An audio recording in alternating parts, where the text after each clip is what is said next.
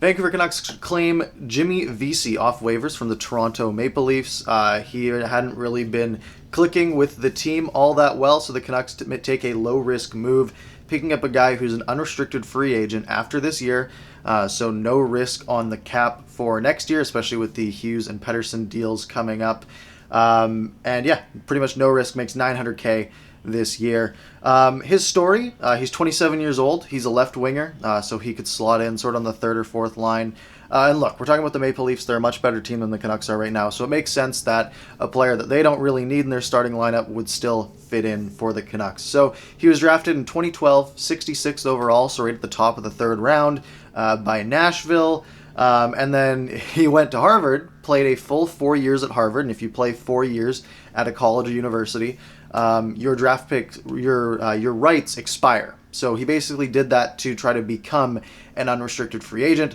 So the Predators traded him to Buffalo, his rights to Buffalo just for a draft pick. He didn't even sign with Buffalo. He signed with the New York Rangers. So he played with the Rangers for 3 years.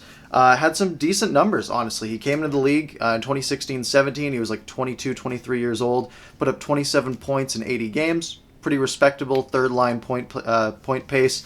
Same thing the next year, had 28 points in 79 games.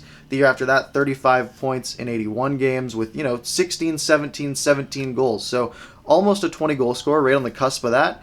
And then last year in the shortened season, ended up back with the Buffalo Sabres.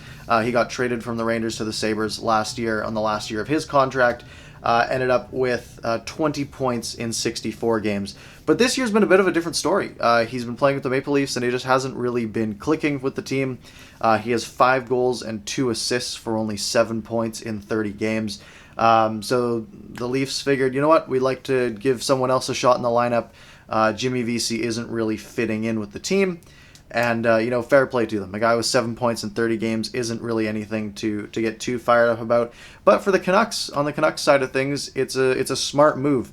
And for me, it's a sign of maybe we don't see Antoine Roussel in the lineup anymore. And that would be great, in my opinion. Definitely all good on my end for that. So, 117 points in his NHL career and over 300 games. Being 27 years old, he's sort of at the, your primes, your athletic primes in the 24 to 26, maybe 27 range. So he might have a few decent seasons left in him.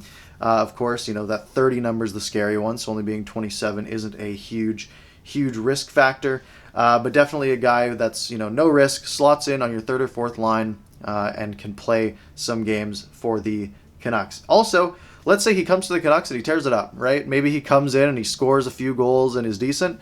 Well, maybe you can, again, $900,000 cap hit that expires this year. Maybe you can flip him for like a 6th-round pick at the trade deadline. So I like the move. I like that, it's a sign that maybe they're willing to spend a little bit of money, even though it's probably only going to be a few $100,000 this year. We've seen how tight the Aquaman's pockets have been so far this season. Let me know your thoughts on this move in the comments below. I'm always interested to hear what you guys think.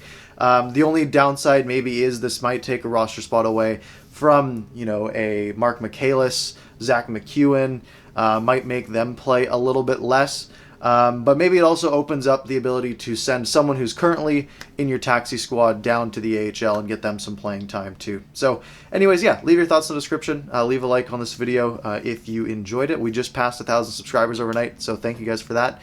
And no post-game recap tonight. I will not be watching the game live.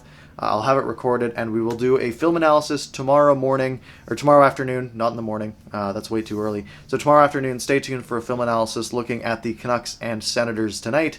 Anyways, that's all I've got, and I will see you tomorrow.